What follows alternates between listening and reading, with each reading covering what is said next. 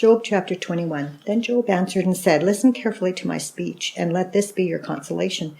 Bear with me that I may speak, and after I have spoken, keep mocking. As for me, it's my complaint against man, and if it were, why should I not be impatient? Look at me and be astonished. Put your hand over your mouth. Even when I remember, I am terrified, and trembling takes hold of my flesh. Why do the wicked live and become old, yes, become mighty in power? Their descendants are established with them in their sight, and their offspring before their eyes. Their houses are safe from fear, neither is the rod of God upon them. Their bull breeds without failure, their cow calves without miscarriage. They send forth their little ones like a flock, and their children dance. They sing to the tambourine and harp, and rejoice to the sound of the flute. They spend their days in wealth, and in a moment go down to the grave. Yet they say to God, Depart from us, for we do not desire the knowledge of your ways. Who is the Almighty that we should serve him? And what profit do we have if we pray to him? Indeed, their prosperity is not in their hand. The counsel of the wicked is far from me. How often is the lamp of the wicked put out?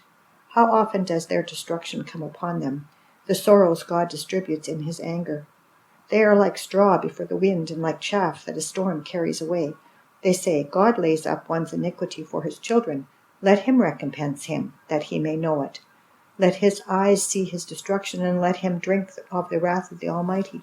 For what does he care about his household after him, when the number of his months is cut in half?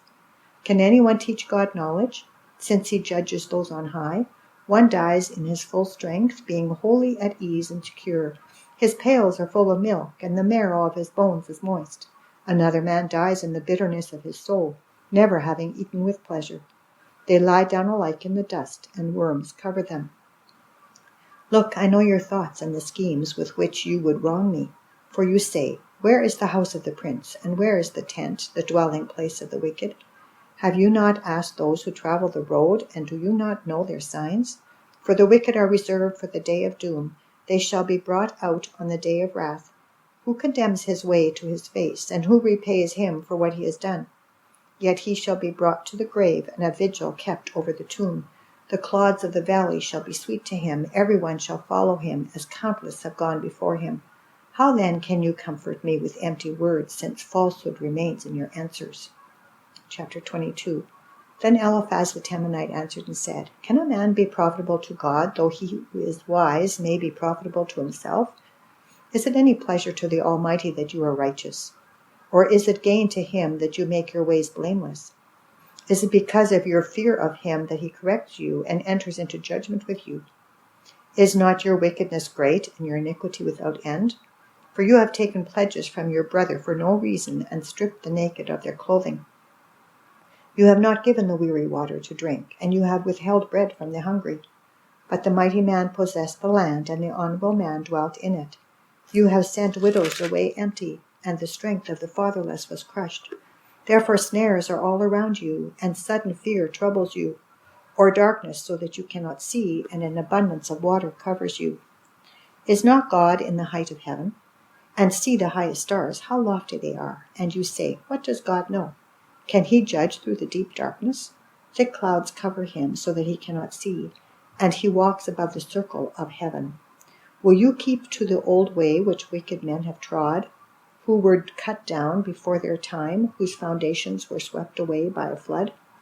They say to God, Depart from us. What can the Almighty do to them?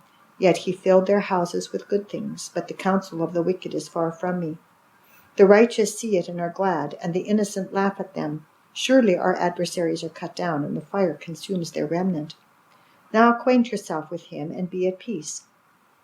Thereby good will come to you. Receive, please, instruction from his mouth, and lay up his words in your heart. If you return to the Almighty, you will be built up. You will remove iniquity far from your tents. Then you will lay your gold in the dust, and the gold of Ophir among the stones of the brooks. Yes, the Almighty will be your gold and your precious silver. For then you will have your delight in the Almighty, and lift up your face to God. You will make your prayer to him, he will hear you, and you will pay your vows.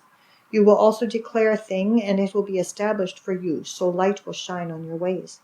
When they cast you down, and you say, Exaltation will come, then he will save the humble person. He will even deliver one who is not innocent.